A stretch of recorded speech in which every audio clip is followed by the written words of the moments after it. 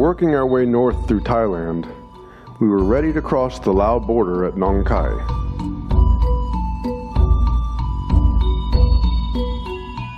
Our delayed train arrived at sundown, and we grabbed a tuk-tuk that dropped us off at the Thai border. We took the offer of a Lao driver to take us across, and he helped us with the paperwork on the Thai side. And soon we were heading across the Mekong River to Laos. On the Lao side, we initially got the wrong line, then had to wait for immigration to finish their dinner.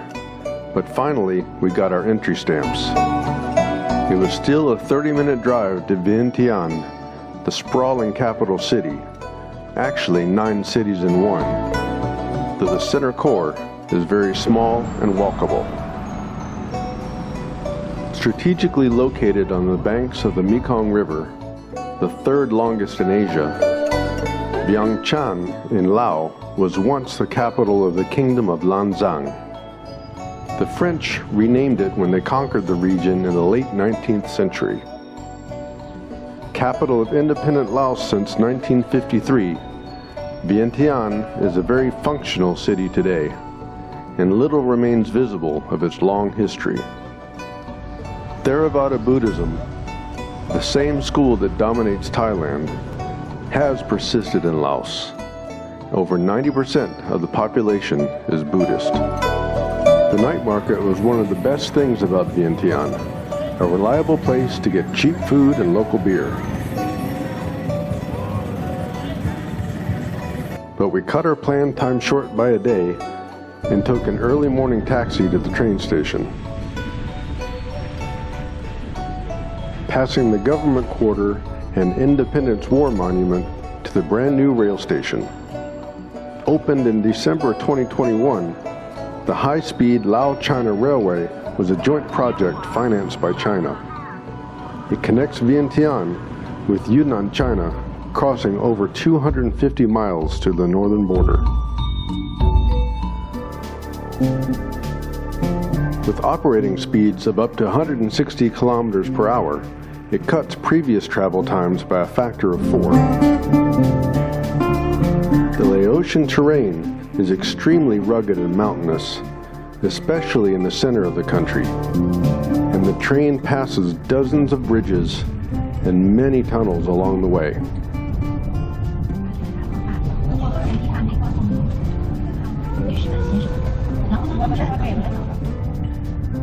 We were traveling to Luang Prabang, but the halfway point of Vang Vieng had some spectacular scenery.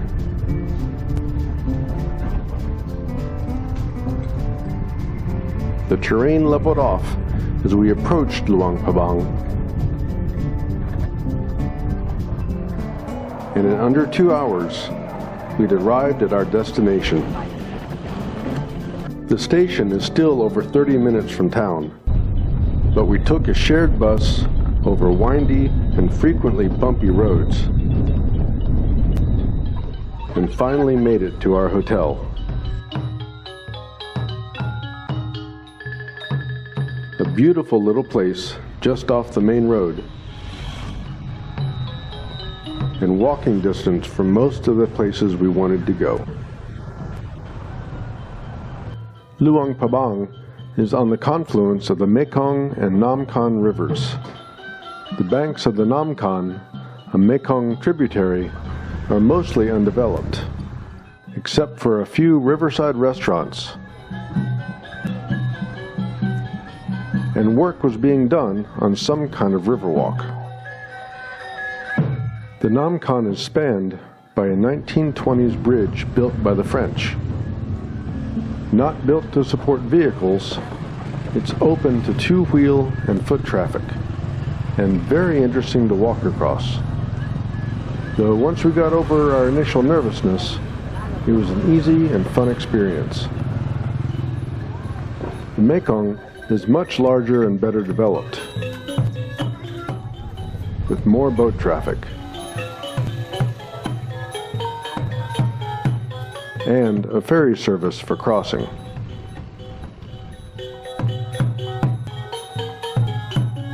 Downstream from Old Town, the Pussy Market is the main shopping area for residents.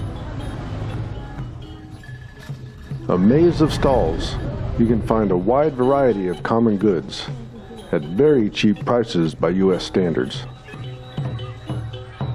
In the heart of Old Town, the night market begins setting up in the main thoroughfare before sundown. By dusk, it's fully packed. A canopy of clothing and other cultural handicrafts and souvenirs that covers the street going on for blocks. Luang Prabang was the capital of the Lao Kingdom of Lan Xang for 200 years, from the 14th to 16th centuries. Now, it is a UNESCO World Heritage Site for the exceptionally well-preserved buildings from its long history. Those buildings are scattered throughout the town, but Vientiane Heritage Center is a good place to experience some of Lao culture.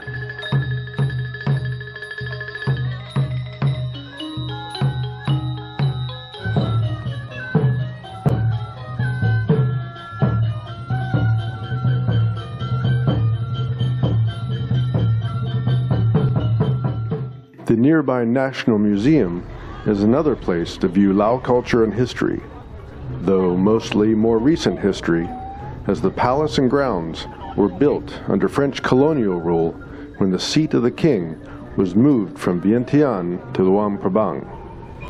The Lao royal family lived here from 1904 until 1975, when the monarchy was overthrown.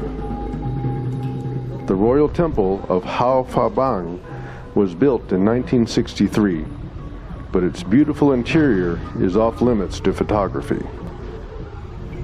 Other significant aspects of Luang Prabang's long heritage are the many beautiful Wats. Buddhism came to Luang Prabang shortly after it arrived in the south of the country over 1,000 years ago. And it's common to see the many monks of the town most any time during the day. The most prominent site in town is the Golden Stupa atop Pussy Hill. Stairs lead up from both the east and west of the hill, and there are a few stops along the way.